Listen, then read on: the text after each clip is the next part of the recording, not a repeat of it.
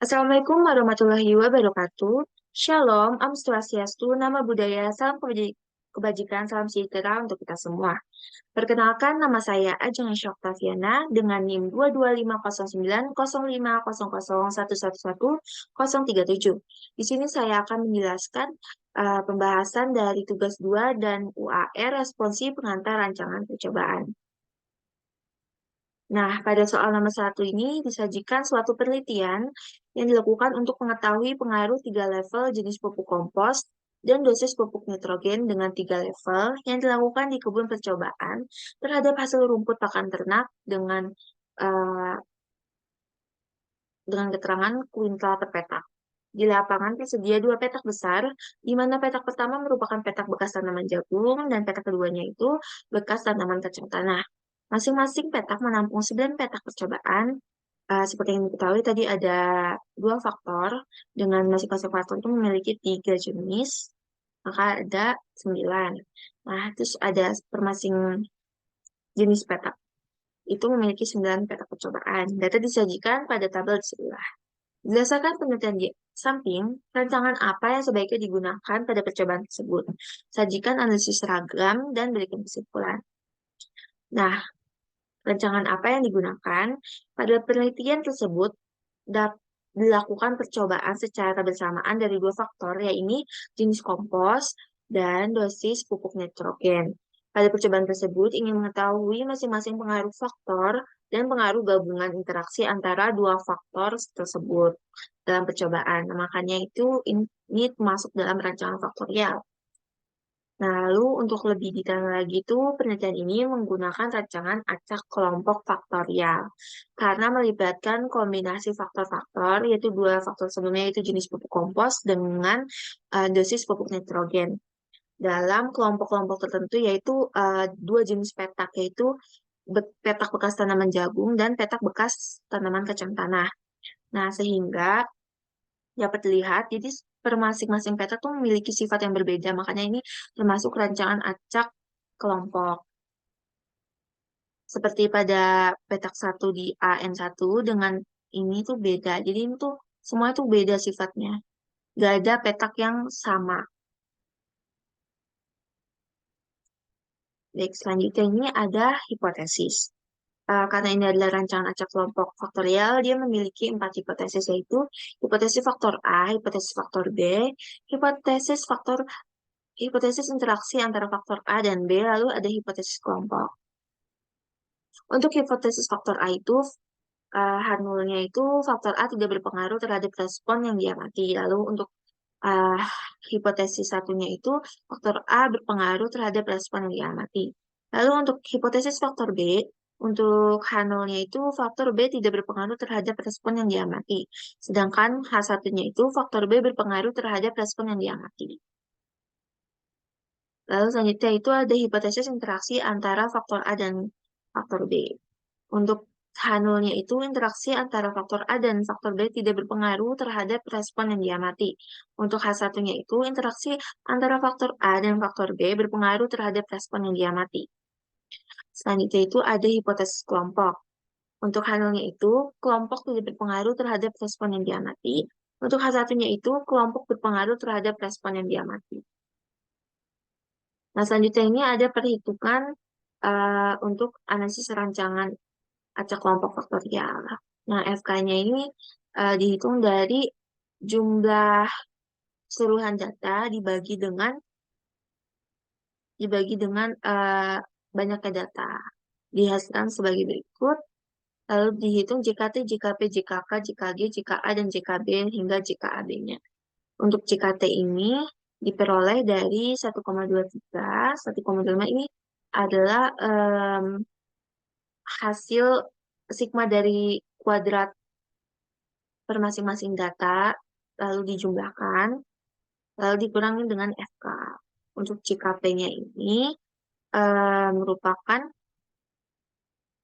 dari sini tabel 2 arah 2,48, 2,9, 3,12, hingga 5,81 itu dikuadratkan lalu dijumlah dan dibagi dua karena terdiri dari dua petak. Makanya dibagi dua lalu dikurangi dengan FK.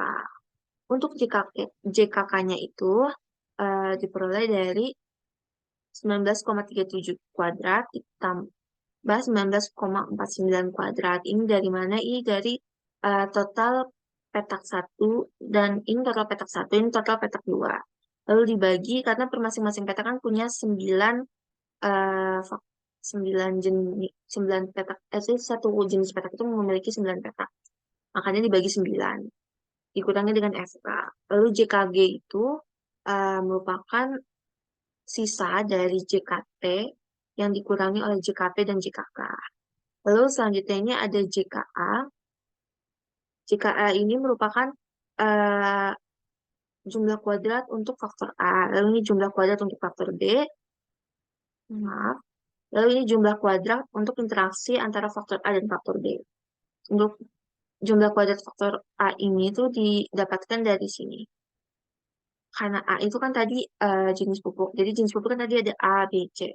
Makanya 8,5 kuadrat, 13,89 kuadrat, sama 16,47 kuadrat. Itu dibagi dengan, jadi permasing ini kan ini terdiri dari 6 petak. 2 petak, jenis 2 petak. Sama 3 ini. Ada 3 kan ini. Makanya ini terdiri dari 6. Ini dibagi 6. Ini dibagi 6. Dikurangi dengan FK. Gitu pula untuk CKB. Kalau CKB berarti dari sini, karena dia itu B itu kan tadi dosis nitrogen. Ini nitrogen 1, 2, dan 3. Dikuadratkan, lalu dijumlahkan, dan dibagi dengan 6. Dikurangi dengan FK. Lalu untuk jumlah kuadrat interaksi A dan interaksi faktor A dan faktor B itu merupakan sisa dari 5,3987 ini dari JKP. JKP dikurangi dengan JKA dan JKB-nya. Maka dihasilkan sebagai berikut. Nah, di samping sini ada tabel dua arah untuk mempermudah perhitungan. Nah, selanjutnya ini ada tabel ANOVA. Nah, tabel ANOVA ini dihasilkan dari mana? Dari perhitungan sebelumnya dimasukkan ke dalam tabel ANOVA. Nah, dari tabel ANOVA ini kita dapat mengetahui p-value-nya. Dari p-value ini kita dapat memutuskan dan memberikan kesimpulan. Untuk faktor A, itu karena p-value-nya itu kurang dari 5, ini berarti kan 0,000 sampai 1,06, itu pasti kurang dari 0,05. Maka tolakkan 0 dengan taraf nyata 5% dapat disimpulkan bahwa jenis pupuk kompos berpengaruh terhadap hasil rumput pakan ternak. Lalu selanjutnya untuk faktor B, karena p-value-nya di faktor B itu nih, p-value-nya itu 0,000 itu pasti kurang dari 0,05, maka tolakkan 0. Dengan taraf nyata 5% dapat disimpulkan bahwa dosis pupuk nitrogen berpengaruh terhadap hasil rumput pakan ternak. Lalu selanjutnya itu ada untuk faktor AB atau faktor interaksi antara faktor A dan faktor B. Karena p-value-nya itu 0,48, yang mana p-value tersebut lebih dari 0,05, maka kita tambahkan 0.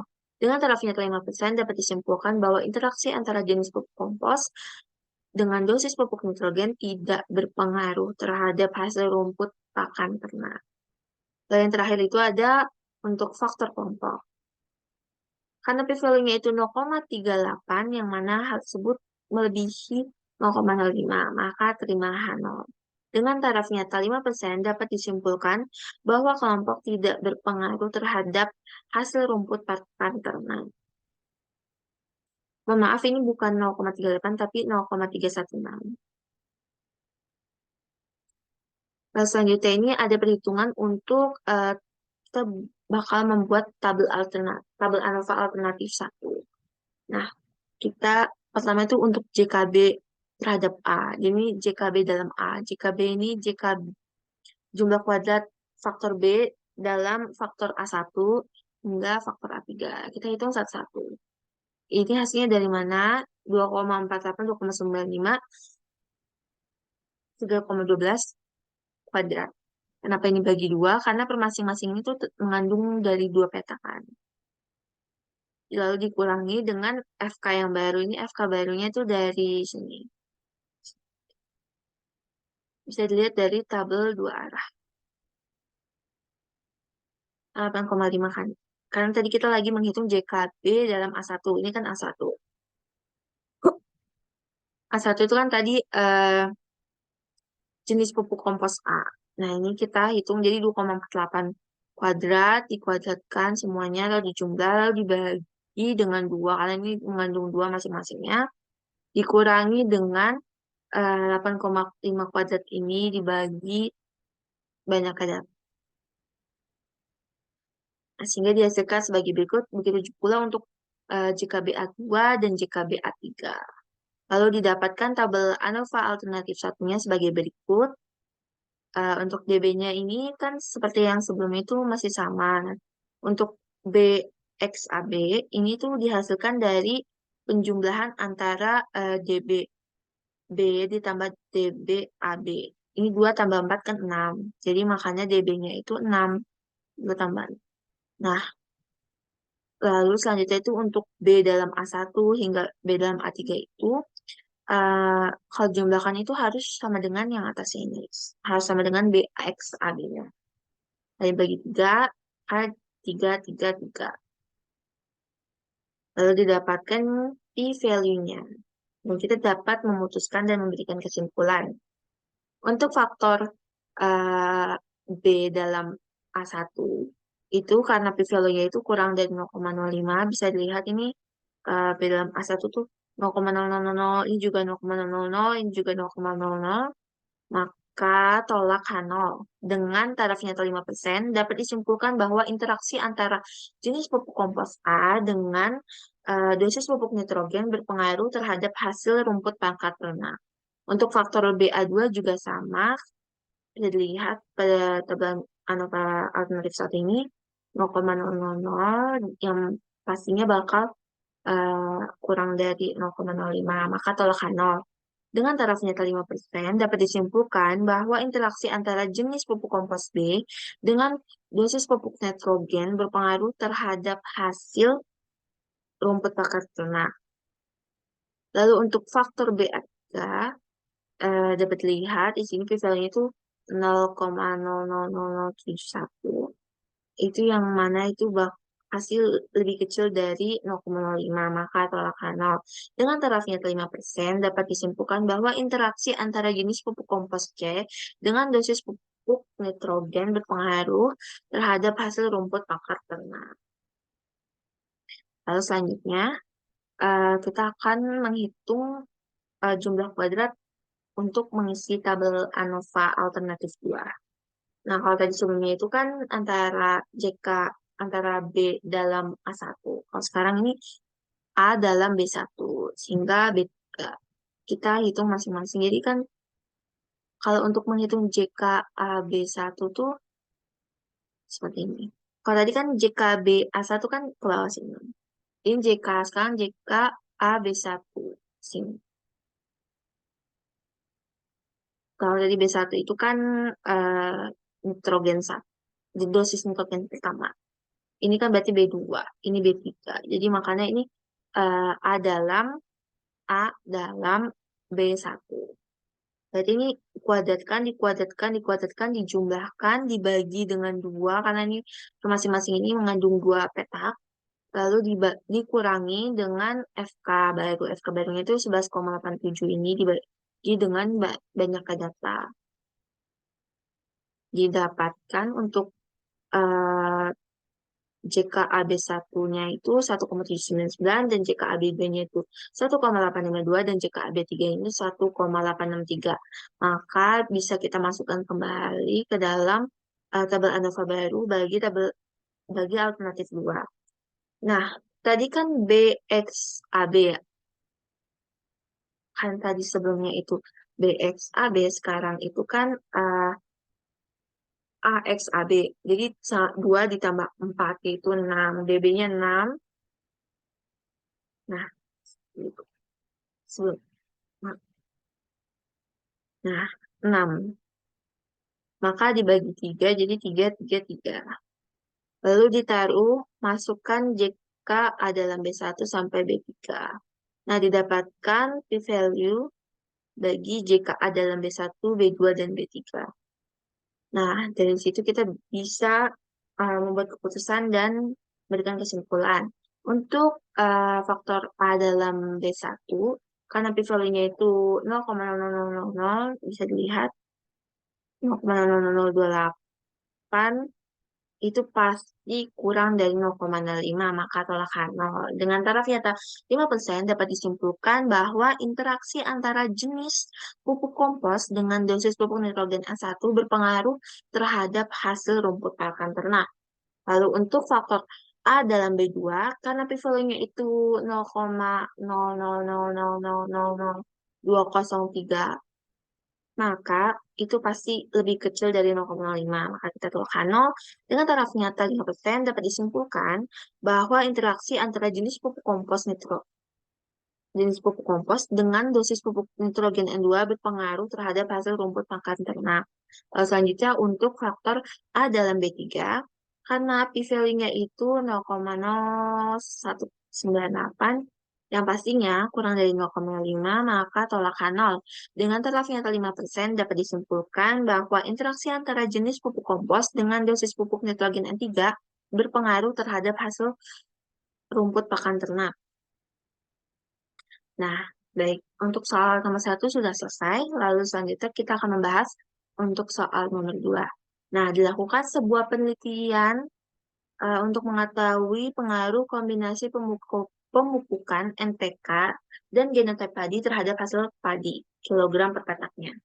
Pengaruh kombinasi pemupukan NPK-A terdiri atas 6 taraf yang ditempatkan sebagai petak utama, dan genotype padi B terdiri atas 2 taraf yang ditempatkan sebagai anak petak.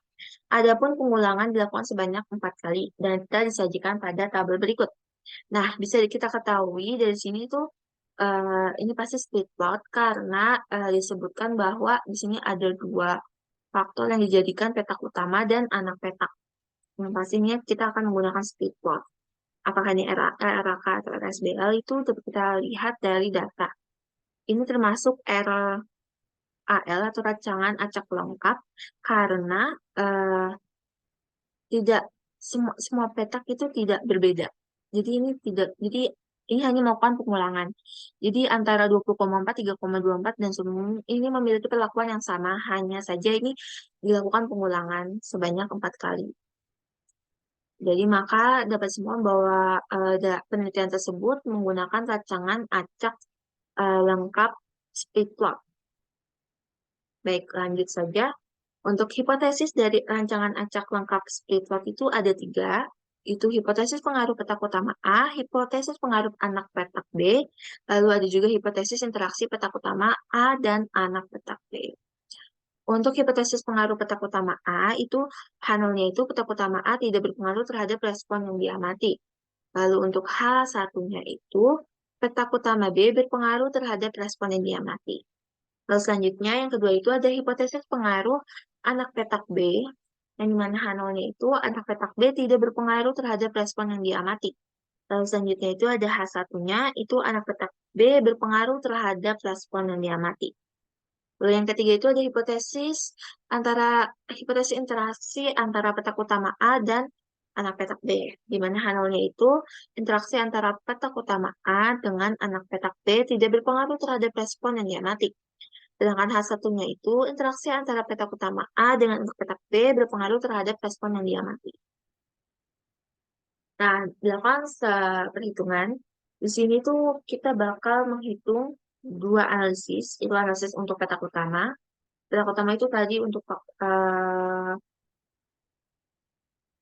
petak utama itu kan A, petak utama A, dulu ada petak anak petak B. Jadi kita melakukan 2 analisis di sini. Untuk menghitung FK ini seperti biasanya, yaitu suruhan data, total data dikuadratkan lalu dibagi dengan banyaknya data. Untuk JKT juga masih sama. Nah, di sini JKT ini nanti bakal jadi miliknya analisis pada anak petak. Nah, untuk JKST ini merupakan JKT pada petak utama. Lalu JKA ini merupakan jumlah kuadrat bagi eh, petak utama. Lalu JKGA ini merupakan jumlah kuadrat galat bagi petak utama A. Lalu JKB ini merupakan jumlah kuadrat bagi anak petak B. Lalu JKAB ini merupakan jumlah kuadrat interaksi antara anak petak B dengan petak utama A. Lalu JKGB ini merupakan jumlah kuadrat bagi anak petak B. Baik, selanjutnya dari rumus tersebut kita dapat memperoleh JK-nya sebagai berikut. Untuk JK-nya itu dihasilkan 1674,14. Untuk JKGA-nya itu 421,07. Lalu untuk JKT-nya itu 2095,21. Untuk JKB-nya itu 0,04, untuk JKAB-nya itu 78,98, lalu untuk JKGB-nya itu 59, lalu untuk JKT 2233,23. Nah, dari JK ini dapat kita hasilkan p-value bagi anak bagi petak utama A, bagi anak petak B, dan bagi interaksi antara petak utama A dengan anak petak B. Dari p-value ini kita dapat membuat keputusan dan memberikan kesimpulan. Nah, pada petak utama A itu kan p-value-nya sebesar 0,0000009781, yang mana p-value tersebut kurang dari 0,05, maka tolakkan 0. Dengan taraf yang 5% dapat disimpulkan bahwa kombinasi pemupukan NPK berpengaruh terhadap hasil padi. Lalu selanjutnya untuk anak petak B. Diketahui karena p-value itu 0,9124, yang mana p-value tersebut lebih dari 0,05, maka kita terima 0. Dengan taraf carta 5% dapat disimpulkan bahwa genotipe padi, anak petak B, tidak berpengaruh terhadap hasil padi. Lalu selanjutnya adalah interaksi antara petak utama A dengan anak petak B. Karena p-value-nya itu dapat kita lihat 0,00569, yang mana p-value tersebut kurang dari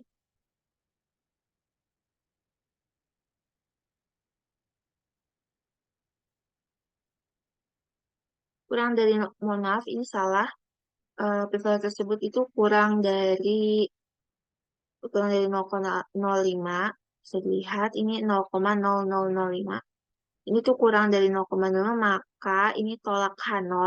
Dengan taraf 5% dapat disimpulkan bahwa interaksi antara kombinasi pemupukan NPK dengan genotipe padi berpengaruh terhadap hasil padi. Untuk kesimpulan sudah benar, ini uh, salah tanda saja. Ini maksudnya kurang dari 0,05 karena hasilnya itu 0,005. Baik, terima kasih atas perhatiannya. Wassalamualaikum warahmatullahi wabarakatuh.